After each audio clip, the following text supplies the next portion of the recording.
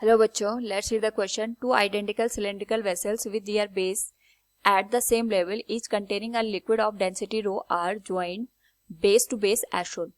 The height of the liquid in one vessel is h1 and in other is h2. The area of either base is A. The work done by gravity to equalize water level in both A's. Here we have given 4 options with a diagram. Now to answer this question, first we will discuss here the key concept, and here the key concept will be given as work done due to the gravitational force, which is given as m into g into del h. Del h is the distance from the given reference point.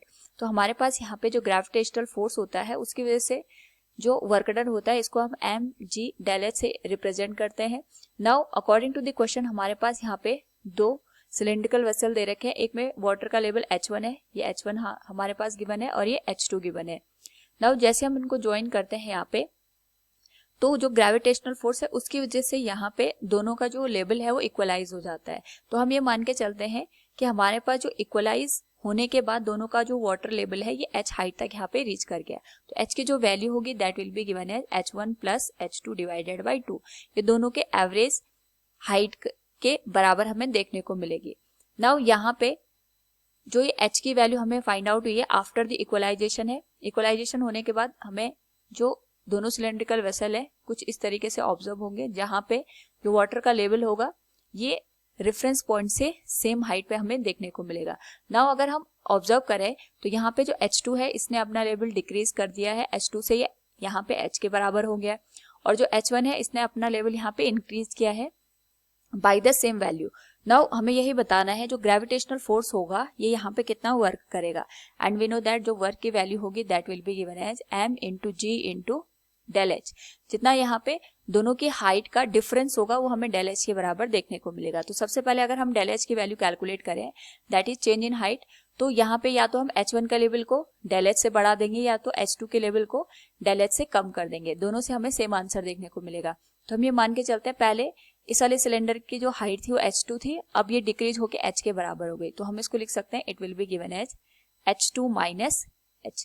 H2 की जो value है तो same रहेगी, लेकिन जो H की value है that will become H1 plus H2 divided by 2 के बराबर. सॉल्व करें अगर इस वैल्यू को दैट विल बी गिवन है H2 minus H1 divided by 2. This will be given as equation number first. नाउ यहाँ पे हमें वर्क डन निकालना है which is mass into acceleration due to gravity into del h.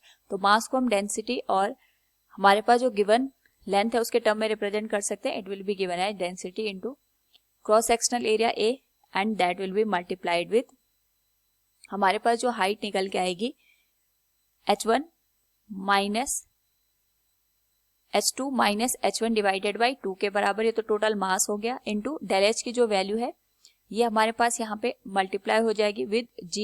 तो जो डेल एच की वैल्यू हमने यहाँ पे कैलकुलेट की है it is H2 minus divided by 2 के बराबर. नाउ सॉल्व करना है अगर इस होल वैल्यू को that will be given as W equals H1 minus H2 divided by 2 whole power 2 के बराबर and this will be multiplied with rho into A into G. This will be the work done by the gravitational force. So from the given question we can say the work done by gravity to equalize the water level in both A's. Now अगर हम यहाँ पे work done की value निकालें that will be given as H2 minus H1 का whole square divided by 2 का square अगर हम करें तो ये 4 के बराबर आ जाएगा and it will be given as rho into A into G. Rho is the density, A is the cross sectional area and G is the acceleration due to gravity. So from the given question we can say the work done by gravity to equalize water level in both is 1 by 4 H2 minus H1 का whole square into rho into A into G. Option D will be the right answer. Hope all you understood it. Thank you and best of luck.